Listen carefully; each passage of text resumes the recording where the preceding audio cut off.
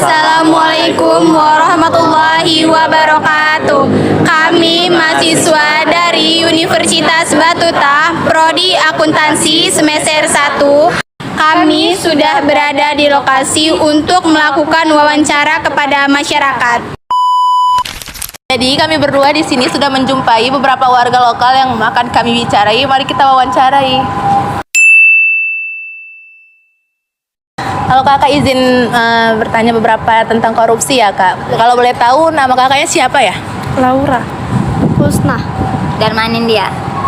Oke kak, di sini kita akan mewawancarai beberapa pertanyaan aja sih kak tentang korupsi. Jadi menurut kakak ya, menurut pribadi aja nih ya, tindakan korupsi itu menurut kakak itu seperti apa sih? Atau pengertiannya lah gitu, sejenis pengertian itu dari korupsi itu seperti apa menurut kakak? Kalau saya tindakannya merugikan orang lain.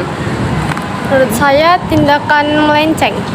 Menurut saya itu perbuatan yang berdampak negatif.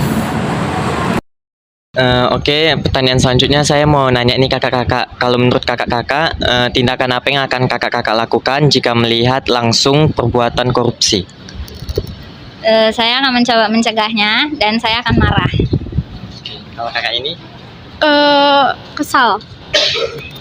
Kecewa sih dengan perbuatan itu DPR itu. Oke, terima kasih ya kakak atas waktu yang kakak berikan. Maaf ya udah mengganggu waktu kakak. Terima kasih ya kak.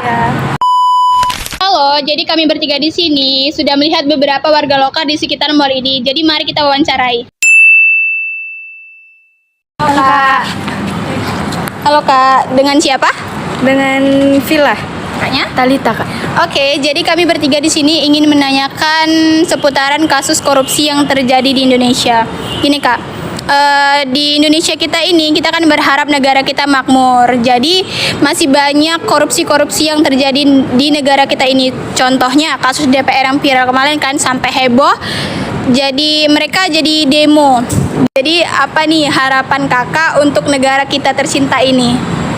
Ya, semoga kita nantinya akan mendapatkan pemerintah yang lebih baik lagi, yang bertanggung jawab dan amanah dalam menjaga tugasnya gitu, supaya kita bisa maju negara Indonesia ini gitu.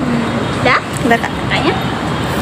Harapan saya semoga pemerintah makin lebih jujur kak, pokoknya jangan sampai ini korupsi buat rakyatnya jadi menderita gitu kak. Menurut kakak nih pandangan terhadap korupsi itu kayak gimana sih, dan apa tindakan yang harus diberikan kepada seorang yang melakukan korupsi? Pandangan saya terhadap korupsi ya kita memandangnya sangat jelek gitu ya kan kak, karena dia udah melakukan tindakan yang tidak sesuai dengan peraturan gitu kak. Menurut saya kak, orang yang pemerintah yang korupsi harusnya bisa dihukum, dimasukkan kantor polisi gitu kan kak, biar minimalisir DPR juga yang korupsi kak. Oke kak, berbicara kita tentang korupsi. Nah, menurut kakak berdua ini kan, kita kan udah tahu nih kalau koruptor itu melakukan korupsi bukan yang sedikit ya kan kak, sampai triliunan, sampai miliaran, dan hukumannya itu pun tidak terlalu berat, palingan kayak di penjara 3-4 tahun. Jadi menurut kakak berdua ini apa sih hukuman yang memang benar-benar pantas didapatkan oleh seorang koruptor selain di penjara? Mungkin dari kakak Luan. Mungkin hukuman yang pantas didapatkan koruptor itu seperti hukum mati, diasingkan, atau kayak dimiskinkan gitu kak. Apa sama mungkin pendapat kakak? Iya sama kak. Berarti memang seorang koruptor itu memang harus dimiskinkan ya kan kak, harus dikuras hartanya, dikembalikan ke negara, kemudian juga harus diasingkan kemungkinan, ya meminimalisir lah kejahatan di negara kita, kemudian juga harus dihukum mati. Jadi kakak-kakak ini setuju nggak sih kalau misalnya koruptor itu dihukum mati gitu? Setuju kak. Setuju ya. Oke kak, kami dari mahasiswa Universitas Batuta mengucapkan terima kasih karena kakak-kakak ini telah bersedia untuk kami wawancarai. Terima kasih ya kak. Baik, sekarang kami sudah berada di lokasi dan kami sudah mendapatkan masyarakat yang akan kami wawancarai. Halo kakak.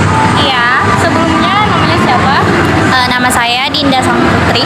Oke, jadi kami kemahasiswaan Universitas Batuta dan kami mempunyai tugas untuk mewawancarai masyarakat. Nah gini kak, jadi pertanyaan saya, pernahkah kakak menyaksikan atau mengalami secara langsung tindakan korupsi tersebut? Jika memang kakak sudah mengalami atau menyaksikan, tindakan apa yang akan kakak lakukan? Oke, kalau mengalami saya belum pernah ya. Tetapi kalau menyaksikan saya sekiranya pernah ya. Jadi saya pernah menyaksikan kasus korupsi. Nah, untuk hal yang akan saya lakukan tentunya sebagai masyarakat akan melaporkan hal tersebut kepada pihak yang berwenang ya. Nah, jikalau sebelum melaporkan pun kita harus punya bukti dulu. Bukti yang kuat, yang valid dan kita tidak boleh menyebarkan hoaks ya. Jadi kita harus betul-betul mengumpulkan bukti lalu kita memberitahukan kepada pihak yang berwenang untuk dilakukan tindakan lanjutan gitu. Iya. Oke. Sekian hasil jawaban dari kakak. Makasih ya kak.